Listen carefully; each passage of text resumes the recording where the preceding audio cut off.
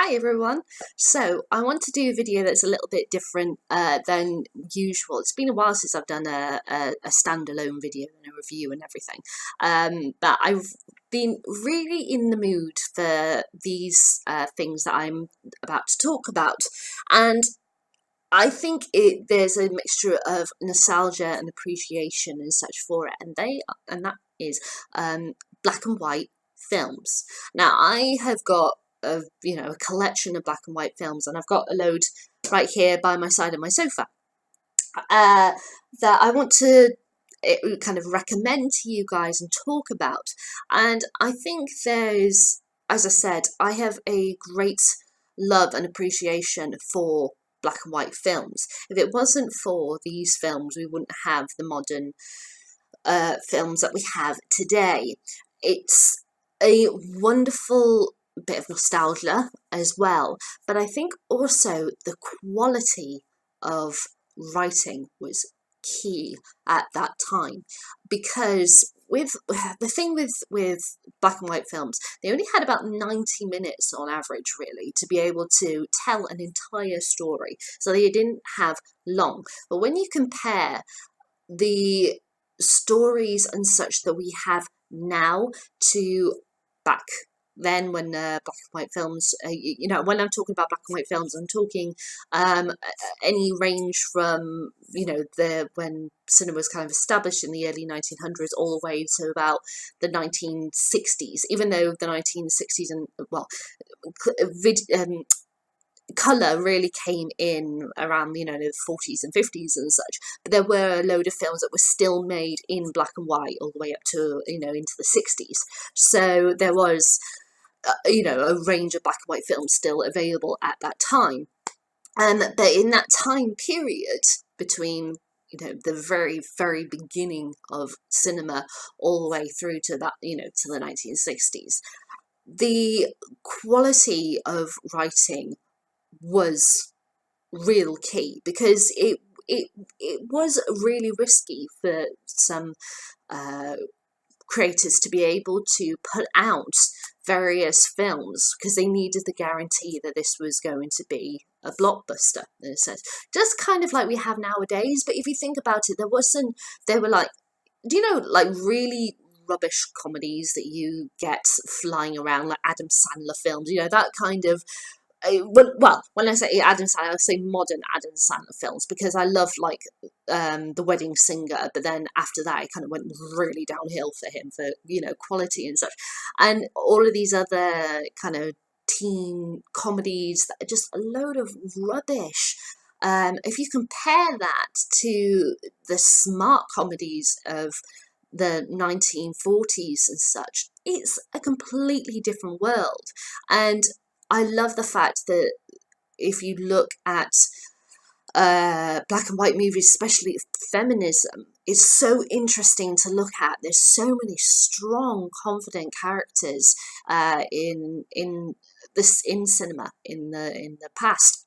Now, one thing also that we need to remember is that, as I said, the creators really needed to know if this was going to be a blockbuster because of who is in it and everything.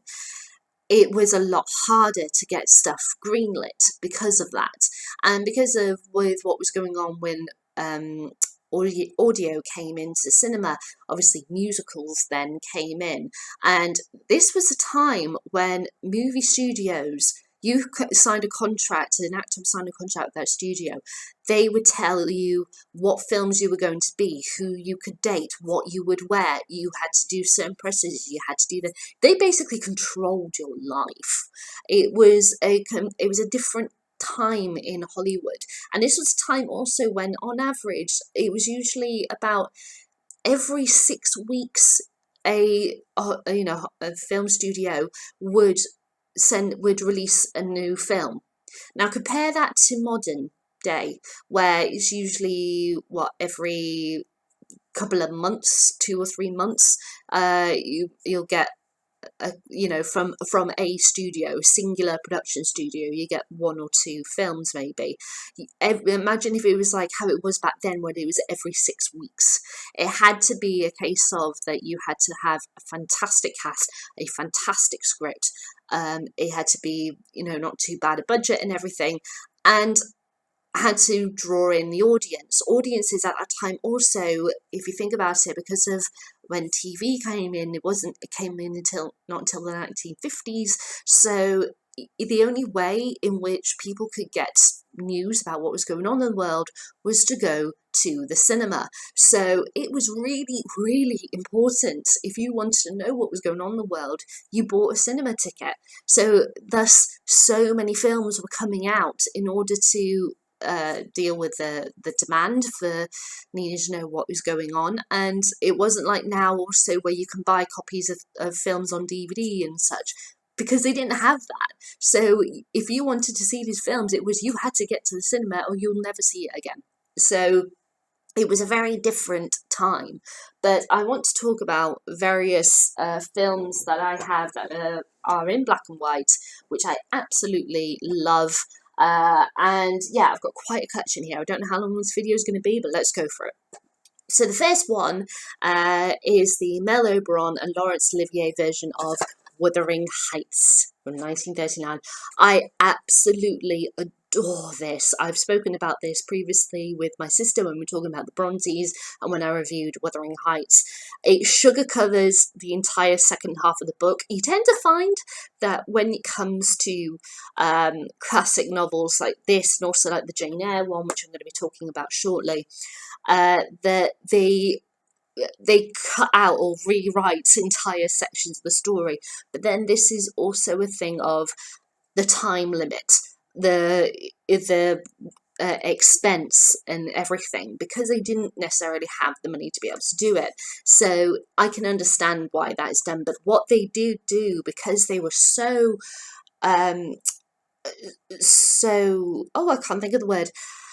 They really wanted to make sure that the quality was great in the acting, and the writing, the themes, the passion, the drive of the characters, the craziness, the fighting and everything. But then the love that these two people share is so prominent in this film. It just knocks the socks off all other versions, even though it cuts out like half the book. I absolutely adore this version of Wuthering Heights, so I strongly recommend that. Now, when it comes to nostalgia, because I absolutely adore this film. I've loved it since I was a teenager, and that is The Canterville Ghost. I actually have 2 copies of this. I've discovered because I bought like a load of these when recently, because I was like, I really want loads more black and white films, because I was looking through my collection, and I bought this and opened it and I realised, oh, I already had a copy, so I've now got 2 copies of The Canterville Ghost. Anyway, The Canterville Ghost is an Oscar Wilde story that he wrote for his children, about a man here who was basically, is Sir Simon de Canterville, that's it. I couldn't remember his first name. And he got bricked up in this house for being a coward back in the time of Cavaliers and such. And then it shifts to wartime. And this character here, he's one of the soldiers, he turns up and he meets the little girl that lives in the house, played by Margaret O'Brien here, and she tells him and his other soldier friends the story of the Canterville Ghost. And they encounter him, and it's all about the 2 of them trying to find a way in which Sir Simon can be free rather than trapped in the house as a ghost. He has to do a brave act in order to get free, and it's all about them trying to help them and also deal with their cowardice. Natures and such in the process. It's a wonderful little film.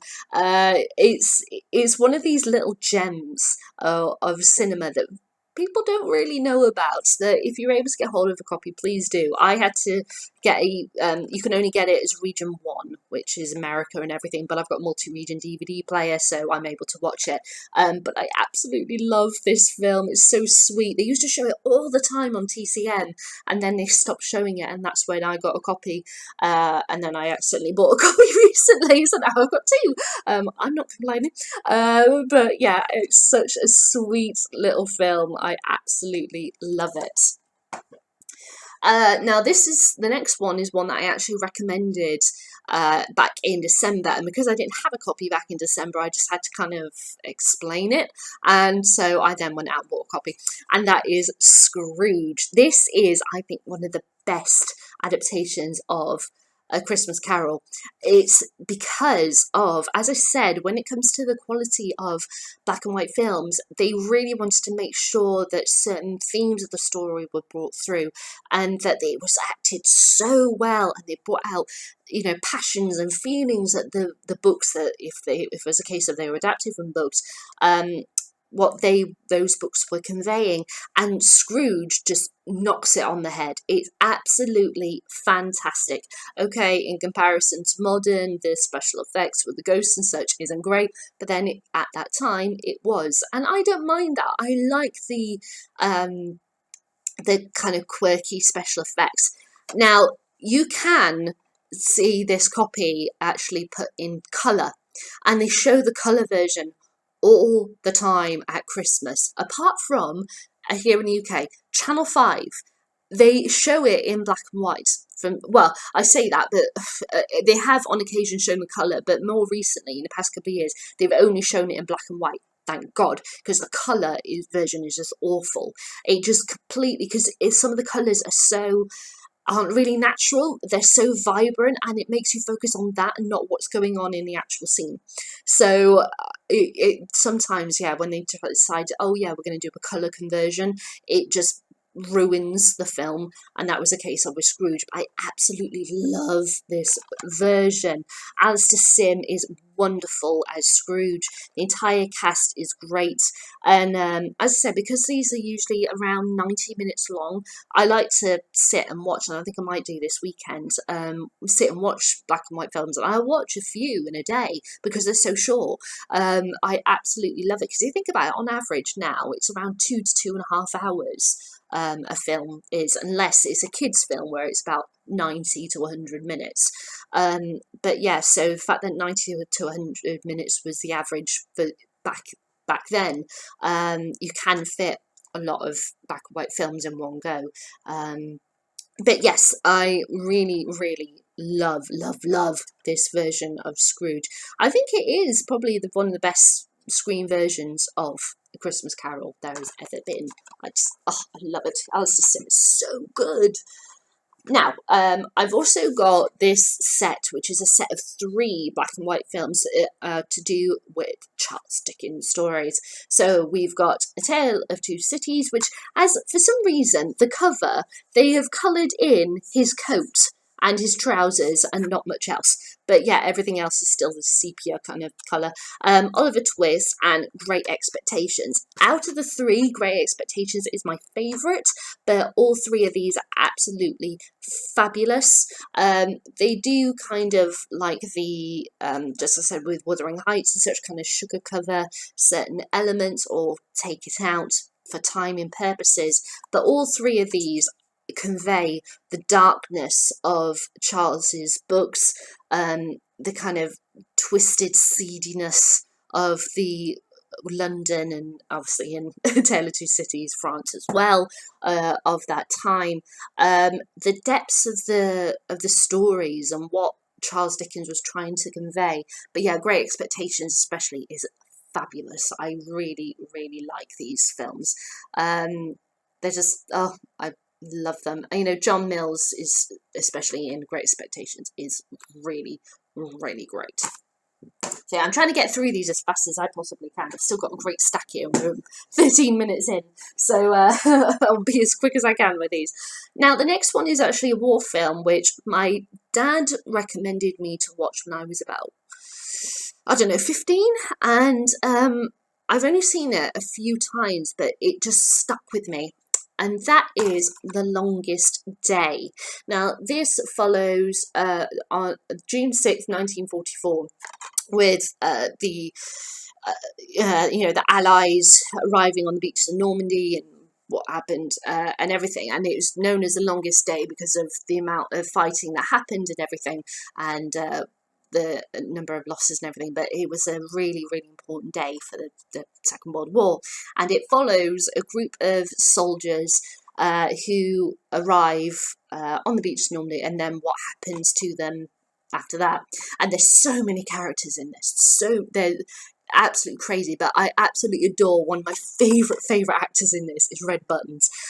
He's absolutely wonderful, playing a soldier who parachutes into the scene, and he actually falls into like a church and he's so tangled up he can't get out, and he's by the bells, and because the bells keep ringing he goes deaf in the process of it. But there's that's just an example of one character, and there's about 20, 30 or so that you follow. It's absolutely wonderful and shows the events of that day. These are actual people, what happened to them and everything. Follows them on the ground, in the air, everywhere, and what happens in that 24-hour period. It's one of the best World War II films. I absolutely love it. Okay, now next one is a little gem that not many people know about, because The Longest Day, that's kind of like, it's a classic World War film. But here's one that when I've mentioned it before to people, people don't really know about. Sorry, I've just dropped a couple of my DVDs. There we go. People don't really know about, and I'm really surprised because it's a wonderful little film. And it's from the 1960s, and that is Whistle Down the Wind. Now, it's the two girls here are in colour, but the actual film is in black and white. Again, they've coloured the picture, and it follows this girl who is Hayley Mills, and her sister here, and also her brother, and basically they live on a farm in like Yorkshire. It's kind of cut off from the world and everything, and it's one day they go out into the barn, and it's in the evening. They're trying to find a cat. They've got a cat, and they find the cat in the barn, and the cat suddenly kind of attacks something in the barn. And they find a man, and they say to him, "Who are you?" But the cat has like scratched all of his head, and he's in a daze. And he's like, "Oh my God, what is it?" And he says, "Jesus Christ," because he's in shock, and he collapses, he faints. And because they said Jesus Christ after they asked, "Who are you?" they think that he is actually Jesus. He is Jesus in their barn, and so they feel the need to protect him. And he tells them not to tell your parents that I'm out here. And he is a man who's actually on the run from the law. And because of the relationships that these children have with the other children in their area and their village, word gets round about Jesus being in a barn just amongst the kids, and they all start smuggling food out of their house to feed him, to look after him, and they want to talk to him about what it's like in heaven and stuff like that, and is he going to look after the world and everything. It's a wonderful film about innocence, and it's such a gem of a film. It was one of Alan Bates's first films, I think, from what I can recall. Who plays the man in the barn, and it's also interesting because it's also has a lot of stuff from the adult's point of view, because you hear from the adult's point of view about this man who is on the run and everything, and you as a viewer know that is the man in the barn, but the kids don't know that, and this bond that he develops with these children, it's absolutely beautiful film, and it makes me cry every time I watch it. I love it. It's Whistle Down the Wind.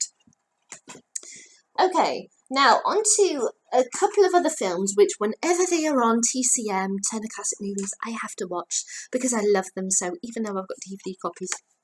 And the first one is Goodbye Mr. Chips. Now this follows a man over about he's in his 20s or something when it begins, and he's in his like 70s by the end, so about 50 years, played by Robert Donat, sorry, and he is a school teacher. He turns up to start teaching at a private boys' school in his 20s, and it just follows his life and follows his teaching career, and it's all about the people that he encounters in his life, how they change him, the children, the lessons that he learns from them, the lessons that they learn from him, what happens when war breaks out and the older boys sign up for war and everything. It's a wonderful representation of a period of time when there was a lot of stuff going on socially, politically, and also there was a shift of values, because at the time when this begins, it's very set of rules and regulations. It's the late 1800s, early 1900s when this begins, and goes all the way through, as I said, about 50 years. So if you think about it, that's a lot of change, and it follows this one wonderful man. This film makes me cry every single time I watch it. I especially love that, to show that multiple generations of a family attend this school. They have one actor, like a little boy, playing every generation of his family. So he's in it as 5 different generations of his family or something ridiculous. Well, no, sorry, more like 3 generations if you think about it. He's fabulous. I absolutely love that, and it's so refreshing a story. It's very isolated because you're just stuck at this school, but at the same time he does go off and he falls in love with Greer Garson and such, and he does he has these wonderful moments with her, and I absolutely love the story of Goodbye Mr. Chips. It's wonderful, and the performance, it's just, no wonder he won an Oscar. It's just, I love him in this film. And the other one, again, is a Charles Dickens, where they sugarcoat a load of it and take searches of the book away, but I don't care because I love it so much, and that's David Copperfield. Right, so this is, oh god, I just love it. That's all I'm going to say. I love it. It's so interesting because with a lot of Charles Dickens' story, he has so many characters in all of his books, and he, in this version, really likes to reflect as many of them as possible. It is, I love the strong, because the thing about David Copperfield, there's such strong female characters throughout his life. Okay, some of them are a bit weak, like his first wife, but that's it has to be weakness at some point in his life with when it came to women. But I love how, especially his aunt, Mr. Micawber, is wonderful in this film. His aunt, I love the servants and everything, and the boy who played young David is a boy called Freddie Bartholomew, who is this British actor in Hollywood, and he was kind of, how Shirley Temple was the representation of the American little tiny girl throughout her career, and how much of a hype there was about her. Freddie was the same, but that was about English representation in Hollywood. So he was the little kid that they wanted in all the various movies, because he had such a strong, quite a posh accent and everything, and he was a perfect little British boy to put in films. And so Freddie is in this playing young David, and I really do like his young David. Okay, sometimes it's a bit erratic in some elements of it, but I especially love how Mr. Micawber is portrayed in this version. I love it. So that's David Copperfield. Okay. Oh gosh, all my stack of DVDs has just gone all over the place. Right, let's turn to a classic comedy, which is just, what is it, probably in my top 5 comedies ever created, and that is Kind Hearts and Coronets by Ealing. The Ealing Studios. Now, the Ealing Studios did lots of these comedies that are just every single one of their films is a classic. They are absolutely wonderful. One of their other ones I absolutely adore is Lady Killers, but I haven't put it in this video because it wasn't shot in black and white, so I couldn't talk about it. But Kind Hearts and Coronets was, and it's Alec Guinness plays 8 members of the same family.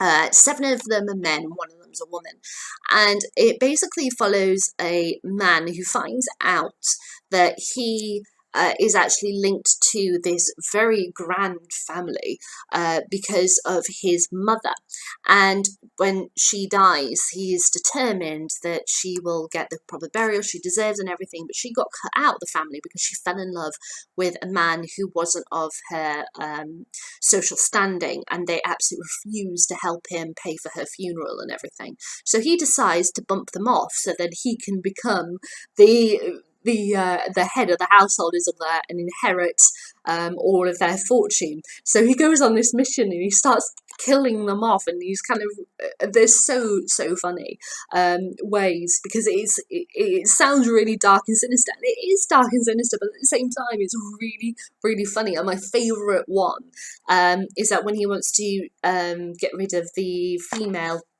member of the family, she's a feminist, she's like vote for women, and she goes, you know, does all these crazy things, and at the point where of her death in the film, she's actually on a hot air balloon, and she's throwing down leaflets saying votes for women, you know, kind of thing.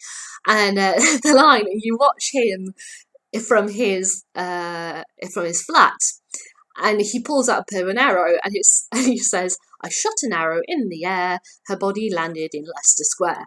Or is it Trafalgar Square? I can't remember which one. And you just watch him just like pull the arrow, bing, and then that's it. And you hear, due to the music, goes, and boom. It's, you know, it's stuff like that where it's really dark and sinister, that he's just killed her, but the way that they do it, it's so funny. I absolutely love Ealing Studios, and this is my absolute favourite Kind Hearts and Coronets. If you're able to get hold of this, this is an absolute gem of a film. Okay, now, a couple of films about a real life event, and that is the sinking of the Titanic. Now, one of these is, for me, the best film about Titanic ever made, and the other one is, it's all right, but I can't help but love the story. Okay, so the one that is the absolute best of all time for me is Kenneth More's A Night to Remember. This follows various different people from each of the different levels, so upper, middle and lower class, as well as crew members as they go onto the Titanic. We learn about them before they get onto the ship. We follow them on the ship, and then obviously you'd see who survived and who didn't survive. And it covers, you know, the whole sinking. It is, as it says here, Empire, the first Titanic disaster movie, and it kind of really is. It's the best, because it doesn't just do the thing of, okay, let's just start it as soon as the boat takes off and then we won't think about it and we'll just throw all of our special effects at the sinking and that's it, we won't think about anything else. It really takes the time to develop the characters, to talk about them. These people that they were depicting were real people. It's smart.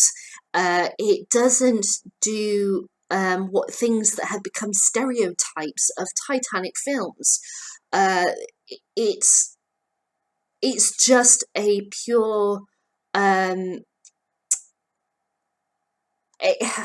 it's a real, kind of, in a sense, a love story to the Titanic. It really makes me think about the people that died. I can't help but be moved by it every time I watch it and every time I think about the sinking. Whereas other Titanic films, I don't get that same feeling. The panic that you feel throughout this film, as well as the calmness, the joys of like dancing in third class, and the sorrows of, you know, hearing the orchestra playing as the ship is sinking, that kind of thing. It really is a really moving piece of cinema. That's why it is the best film about the sinking of Titanic. And that's A Night to Remember. Now, the other one that I've got because I can't help but like it, even though I cannot stand the last 5 minutes or so. And that is from 1951, Titanic. Again, they've coloured in the top of the poster and that, but it is in black and white. And this is Clifton Webb, Barbara Sandwyck, and Audrey Dalton. And it mainly follows these two.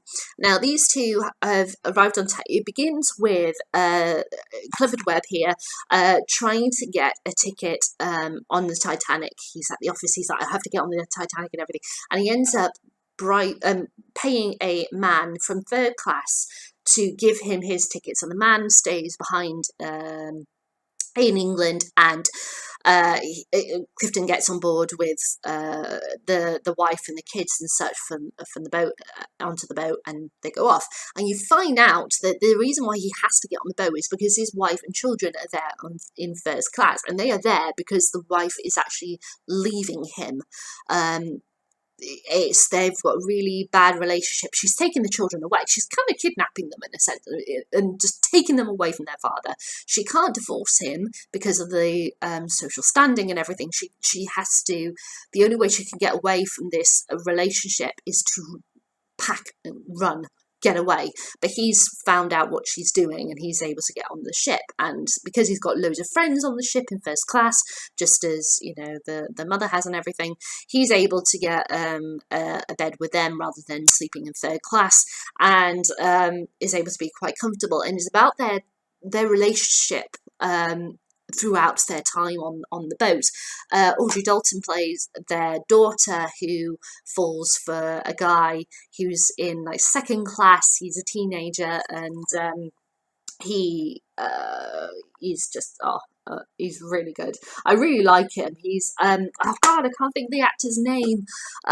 He was married to Natalie Wood, but well, I'm sure you guys know who he is. I can't think. And he was in the Austin Powers films, and his name is just not coming into my head. I'm really annoyed at the moment. But oh well. But it was one of his first films, and you know, they have a comfortable relationship with each other, and you see what happens with them, all of the family members and other people that you meet as well. But very, very few of the characters are mentioned. It's mainly this family unit that you follow and what happens to them. Now, I really hate the ending. Really can't stand it, because in the process of what's going on, as you know, the Titanic, it went down kind of like nose first, and then it split in half, and then, you know, got dragged down and everything. And the moment it splits in half, everyone's like going, oh, they're getting thrown about. And then they all stand up, and every single person sings Nearer My God to Thee. They don't move, they just stand there and sing Nearer My God to Thee. And then right the second at the end, the Titanic just completely disappears in the space of about 10 seconds. It's just suddenly over, and then that's the end of the film. So it feels... yeah, I don't like that last 5 minutes or so, because it's just wrong. It's kind of... I don't want to, well, I don't know if it's the right word to say, kind of insulting to the events of what happened. And as I said, because of that kind of thing, it doesn't make me think about the real life event, whereas A Night to Remember does. So even though I don't like the last 5 minutes, I do like this family unit and following through and everything. And I like the way in which the film is structured. It's just that final like 5 minutes that I haven't a problem with. So I would recommend the 1951, but prepare for a bit of a rubbish ending. But A Night to Remember is the best. Right, so now I'm going to move over to a little bit of horror, and I absolutely love this gem of a film, and that is Village of the Damned. Now, this is based on a book. It's got a completely different title, and I can't think what the book is off the top of my head right now, but I'll put it in the description. And basically, it's about a village where one day everyone at a certain time, every single person in the village just falls down unconscious. And then after a while, they get back up again. And the scientists have figured out that it was kind of like there's like a borderline onto the as you enter the village, and whoever crosses that borderline, even after everyone's fallen unconscious, they fall unconscious also, because there's this point where they get a guy, they tie a rope around his waist and he walks across the borderline and he automatically collapses, and then you pull him back over the borderline and he wakes up. So they're unconscious, for quite a while, and then they wake up and everything's fine, and they can't figure out what's going on, but they leave it as that. Then suddenly every single woman in the village becomes pregnant. All at the exact same time. They all give birth at the exact same time, and all of their children are blonde-haired, blue-eyed children, and it's just so weird. And it's found that through various testing and everything, that if you give one of them a puzzle, because they give a child one of those like Chinese boxes where it's like, you have to slide a panel, then you have to unhook another, then you have to turn it and all that lot. If one of these children is able to solve this puzzle, every single child is able to solve that puzzle without having come across the puzzle before. And they realize it's kind of like this alien species that are taking over and everything. And the fact that blonde-haired, blue-eyed invasion of people who want to take over, obviously it links to what was going on with Nazis and everything. That's another thing that black and white films weren't afraid to do, and there was do things like that, where saying, oh, what could this be actually about, and such. And it follows and them trying to defeat this alien beings. And I love that there's so many kind of little quirky moments, like how when the wives have to tell their husbands that they're pregnant, and it's like, well, we haven't slept with each other in years, you're a slut, kind of thing. And how can that child be mine? We've both got dark hair and this babe's got blonde hair and blue eyes, that kind of thing. Little funny quirky things, but it's a really interesting horror film. And the famous line from it is, "You're thinking of a brick wall," which is absolutely fabulous. But I love Village of the Damned. Every time I'm able to watch it, I just can't take my eyes off screen. I absolutely love this film. Okay, let's have a look at something else. Because we're looking at like horror stuff, let's look at kind of psychological things. So there's obviously you have I've actually forgotten to bring it down. I can't believe I forgot to, but there's Psycho, Alfred Hitchcock's Psycho, which is absolutely brilliant, which looks at a psychopathic murderer, Norman Bates, which is directed by Alfred Hitchcock. It is wonderful, absolutely wonderful piece of cinema. But I've also got 3 others which are kind of psychological, messed up stuff. And this first one is actually also directed by Alfred Hitchcock, and that's Rebecca, the adaptation of Daphne du Maurier's book of the same title.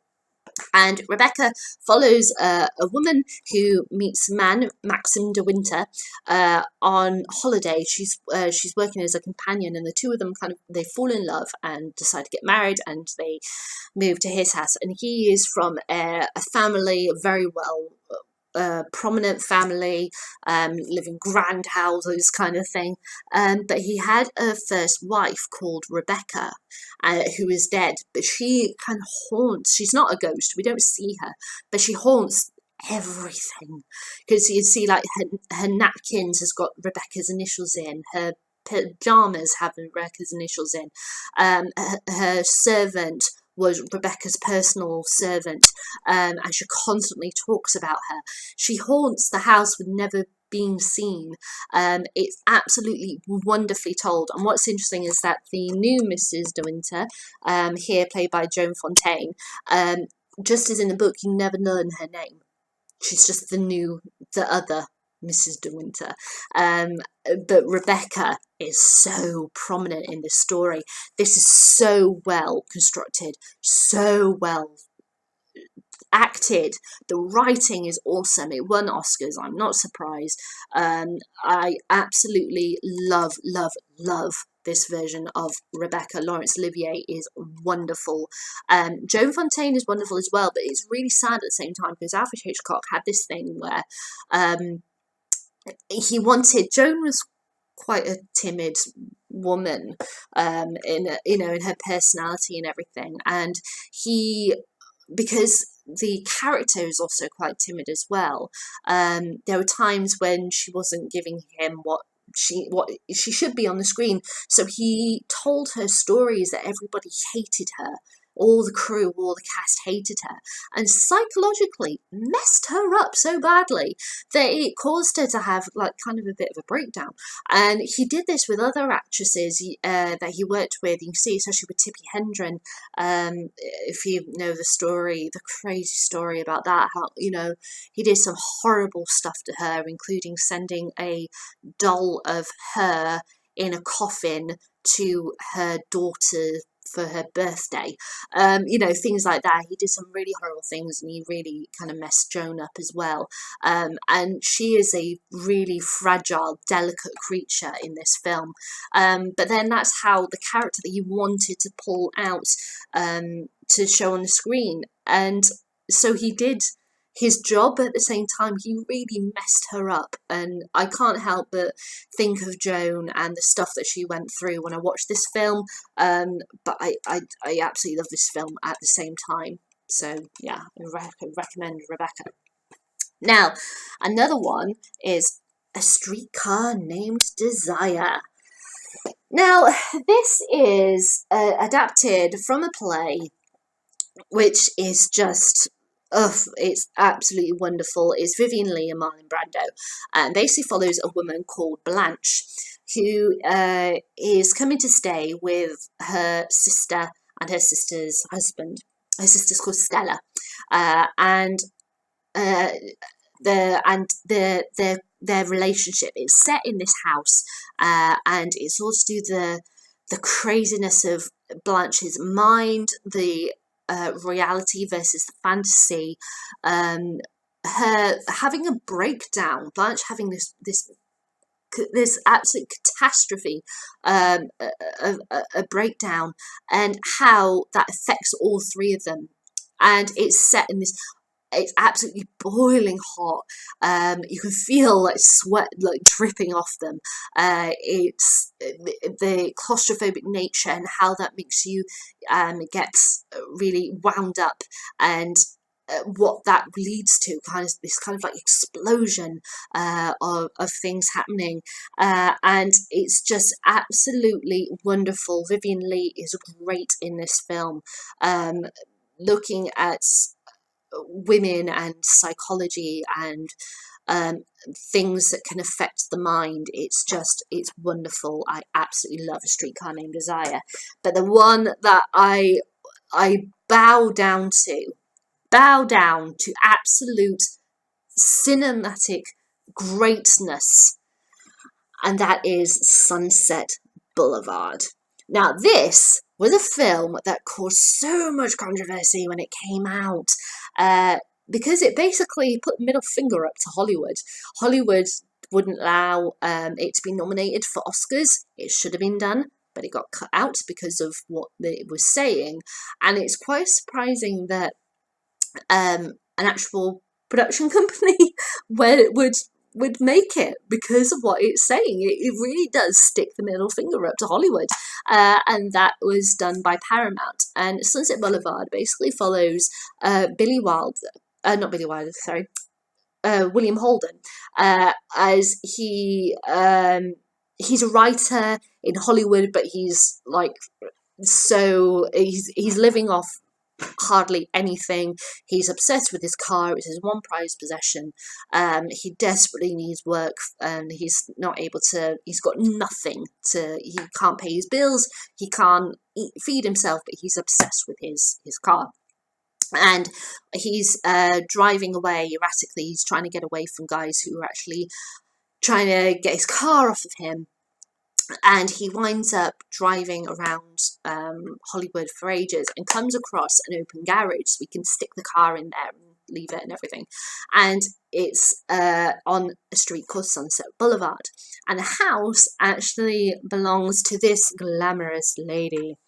And she is a silent movie star who lives in Sunset Boulevard, and she's determined to make her comeback. And she's written a script for Cecil DeMille, one of the great directors and writers and everything of Hollywood, and it's all about their relationship, and he basically becomes a yeah, he does. He basically becomes a prostitute for her. She lavishes him with money, with, you know, clothes, with everything that he can think of that he wants in exchange for sex. And it's about their relationship. And what is so amazing about this film is Gloria Swanson, who plays our glamorous lady here. Norma is her name. Sorry, I didn't mention the character's name.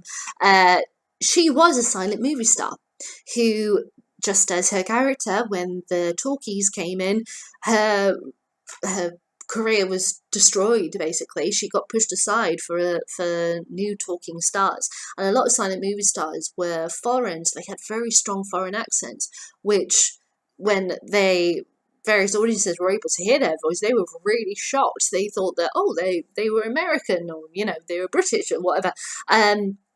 But no, that wasn't the case, and they got shoved aside for people who could speak, it's horrible to say, proper English. But you know, that was what was happened, and this is kind of what happened with Gloria. She was pushed aside, and Norma has a servant in this, played by Eric von Stroheim, and he, in the story, her servant Max was one of her previous husbands. That wasn't the case with Eric and Gloria, but Max was also one of her silent movie directors who absolutely adored her, and was devastated that he couldn't save her when the talkies came in, save her career.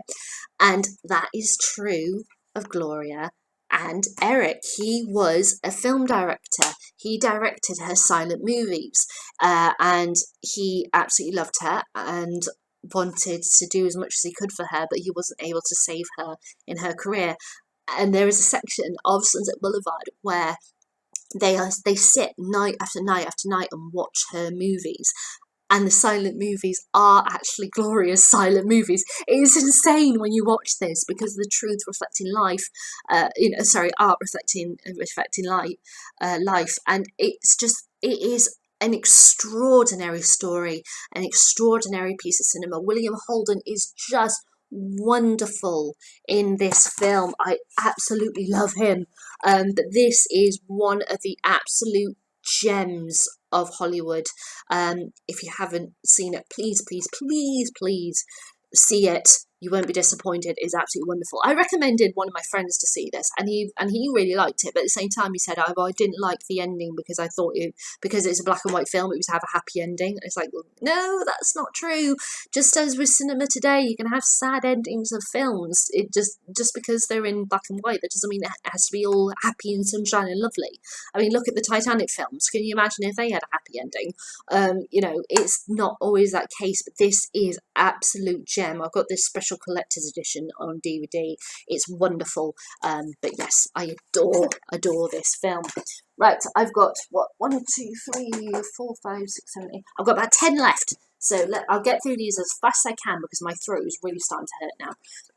So, another Alfred Hitchcock, but this is one of his very first, The 39 Steps.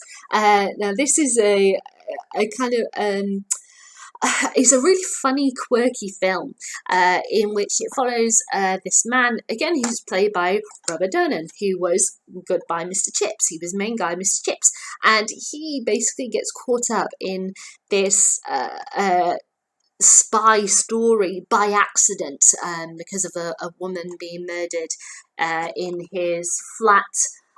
They're both drunk. They've, kind of, he's fallen asleep, and she's being stabbed, and he realizes that she's caught up with something, and it's all about him trying to run away from it, but at the same time he has to confront it, he has to get this message across, and it's about the people that he meets along the way and everything. The stage version is absolutely fantastic, and you have about five people playing like 130 characters. There's so many characters that you meet along the way, but certain styles of shots and everything that you've seen in this film then became classic for Alfred Hitchcock, and it really was important for cinema, for looking at techniques of what they could do, and explored that and developed techniques that we still use this day in cinema. So yeah, The 39 Steps, fantastic film, absolutely love it. Oh, an absolutely wonderful romance I adore, and that is Brief Encounter. I've talked about this with my sister before, and it's about these two people who meet. It's based on a play, Noel Cowley, and it's directed by David Lean. This is one of my favourites. I think probably, as I've read my sister, the best of his works. He also directed Ben-Hur and Lawrence of Arabia.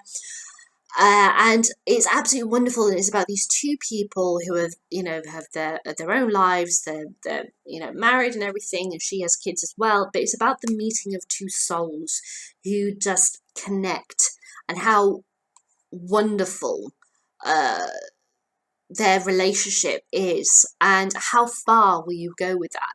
This kind of moment, it's not about a connection, just meeting somebody and having sex or whatever, or it's about the development of love, the merging of souls, a connection with somebody that you've never felt before, who you may never have met before. It's just, it's absolutely beautiful. It's a wonderful, wonderful piece of British cinema. I absolutely love it. It got voted in 2010 as the greatest romantic film of all time, and I agree, it's wonderful. I absolutely adore it, and Cecilia, Trevor and Cyril are absolutely fabulous in this film. They're wonderful. Now, a Christmas classic. As we've already had Scrooge, we have to have another black and white wonderful film. I absolutely adore watching every year, and that's It's a Wonderful Life. This follows a man who you follow him through his childhood and everything, and into adulthood, and he's been through a lot, but he absolutely loves the place where he lives. He's always stayed there. Every time he feels like he wants to go off and do something, because he's really wants to travel, whenever he feels like he's able to do something, like go off and everything, something gets in the way. He's not able to do what he wants to do. He's done everything for everyone else before, and he reaches this major down point in his life, and he decides to kill himself. And an angel appears and shows him the life he would have had what the world would be like if he had never been born. And it was a massive flop when it first came out, but then because of TV and it being on Christmas each year, the popularity grew and grew and grew, and it is now one of the greatest holiday films ever. You can also see it in colour. This DVD version that I have also has a copy of it in colour. I hate the colour version. It's just, again, it's the balance of the colours not right, and it really, it's not, oh god, no, I don't like it. It pulls away from the story. It doesn't sit right with me. So I prefer the black and white version, but it's an absolute gem of a story of talking about people, what impact you make on people's lives, even if you don't realise it, how important you are, even if you don't feel it. You are wonderful, you're beautiful, you're perfect just the way you are, and it's got a wonderful, wonderful message, and it just makes me feel all lovely inside whenever I watch it. I have to watch it at Christmas every single year, so that's It's a Wonderful Life. Okay, right, I'm getting down. Final 1, 2, 3, 4, 6 left. Right, here we go. So my last two DVDs, because the rest are Blu-rays, are Jane Eyre with Joan Fontaine and Orson Welles, and The Diary of Anne Frank. Now, both of these I really like. I really do like this version of Jane Eyre because I love it. Does follow the story very well. It does sugar cover and cut out a load of stuff and rewrite certain things, but I love the feel of it. I do like Orson Welles' depiction of Mr. Rochester. I do love the set design. I love all of that. But yeah, it doesn't have quite the range of the book, but it's well acted. I really enjoy it. I think this is a gem. But out of the two, this is absolutely extraordinary. This is The Diary of Anne Frank, starring Millie Perkins as Anne. Weirdly, Millie was like in the late 20s or something, early 30s when she played Anne, who is like 13, but she was very small, very petite girl, and she does look like her as well. She does look quite like her as well. This was the first film version that was made after the diary was released, because the diary was released, a stage play was made, and then this is the stage play on film. It was shot on a stage that was replicated the size to scale of the actual the attic and everything, where the hiding place where Anne Frank stayed. Bits of it was shot in the actual location. It's absolutely wonderful. You feel the claustrophobic nature of the actual space, how the heat when it's so hot. There is a section of this the very first day when it follows them of them having to be silent, and you have about 5 minutes of just like you hear the orchestral music, but other than that it's just silent, and watching them get through a day. And it's like, well, that's day one, let's go through to the next. And they always had this thing of, say, tomorrow it might happen, tomorrow we might get free, tomorrow we might do this, and how that stirs up all of this craziness. You go and stir crazy inside these walls, and you can understand the fights that happen and everything. It's absolutely wonderful film. Millie, I really love her performance as Anne. It does change the ending slightly because this is just a minor thing, that after they were found, you hear Millie in a voiceover as Anne's final diary entry saying, they're here now, we've been told to pack a bag and everything, and it ends mid-sentence. That entry never happened because her last entry was a few days before they were found and everything. But apart from that, it's pretty much right straight from the diary. I absolutely adore this version. I just, whenever I can, I watch this. I absolutely love this film. Okay, the final four, which I've got on Blu-ray because they're so good. The best first one is, for me, one of the best World War II films ever, and nobody knows about it, at least I'm modern cinema, and that is Stalag 17 with William Holden, who won an Oscar for this. I absolutely adore this film. It's set in a prisoner of war camp in Germany, and it follows a group of, well, they're kind of inmates in a sense, but they are all friends as well, in a hut in this camp, and the hut and everything is a Stalag 17, the camp is, yeah, and they keep on trying to escape, and every time they try to escape, the Germans are already set up. They know there's something's going on, and they kill whoever tries to escape. And they realise that perhaps there's a spy in their hut, and them trying to figure out who the spy is. And you have so many wonderful characters.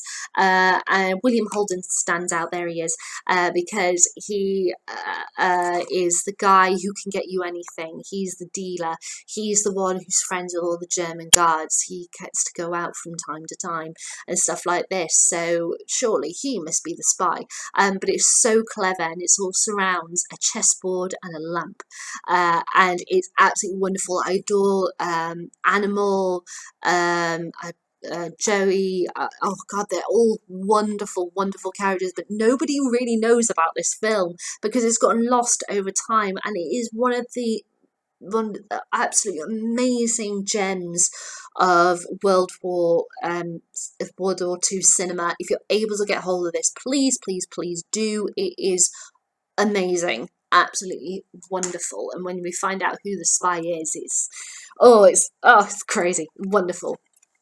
One that's, again, psychology, psychotic stuff, and it's all surrounding women. It is Whatever Happened to Baby Jane. This follows two sisters who live in a very claustrophobic house. One of them, they're played by Betty Davis and Joan Crawford, and very famously, as depicted in the recent drama Feud, the two actors had serious issues with each other throughout the making of this film. And Joan Crawford plays the oldest sister, and she's disabled. She lives in her room basically upstairs. She doesn't really leave, and the two of them have a kind of housekeeper as well. They help out, but the younger sister, who was like a vaudeville, was going to be a star and everything, was called Baby Jane, and she was, you know, really quite popular. But when they were teenagers, a car accident happened in which Jane struck her sister and has just been paralyzed ever since. And because of the, you know, the guilt and everything of what happened, the two of them live together, and Jane looks after her sister. And it's all about their relationship and what really happened that day, and it goes about the span of about a week or so, and the two of them and their relationship, and the truth starts pouring out about their past and what really happened that night. It's there in which the accident happened. The ending is unbelievable. I love the ending, because if you think of cinema at that time, it's got a rather abrupt ending.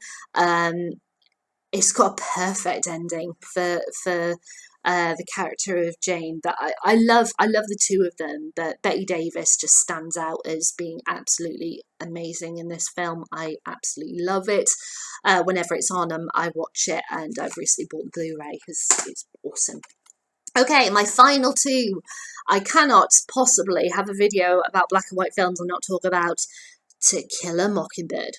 Once again, they've coloured in Atticus on the cover, but it is a black and white film, which follows Atticus Finch and his two children, Jem and Scout. And Atticus is a lawyer. They live in Alabama in the 1930s, and it's all about these children, the loss of innocence and everything. And Gregory Peck, Atticus, is a lawyer, and he's defending a black man in a rape case, where a white woman has accused a black man, Tom Robinson, of raping her. And it's the children are kind of the main focus and everything, because it's all about their understanding of what is going on. And it's so well constructed, so well written. It's a wonderful book that is based on, as is the script. It's just gorgeous, this film. And there's also the mystery of a character called Boo Radley who lives down the streets. And I just, this just makes me go tingly inside whenever I think about it and everything, because I'll watch it, because it is absolutely extraordinary story. The film is wonderful. Oh god, I love it. And the final one, before my voice gives out, I feel my throat feels so croaky now, and it's a modern black and white film, and it's a love letter to all of these films that I've spoken about, and especially to silent movie stars, and that is The Artist. This is set in the time of silent movies, and it is a silent movie film as well, which follows these two characters, and it's George and Poppy, that's it. And George is already an established film star, and Poppy wants to be an actress, and it's all about how, when Talking Movies comes in, how both of them are affected, how they develop this relationship, and yet it gets, you know, what rips them apart, what brings them together. The cinematography is stunning in this film. I love the actors. I love the way it's constructed. The dancing, the music, everything is absolutely wonderful. And when I watched this, I wanted to stand up and applaud in the cinema. It was wonderful, wonderful film. It won so many Oscars and BAFTAs and all other kind of awards. But this is a real gem of a film, and it's a love letter to old Hollywood, to those stars who have been forgotten over the years, and all the creators that have been forgotten over the years, because the appreciation of early cinema has been lost. And that's what I wanted to talk about today. That we need to, as you can see, I absolutely adore black and white films. I adore early Hollywood.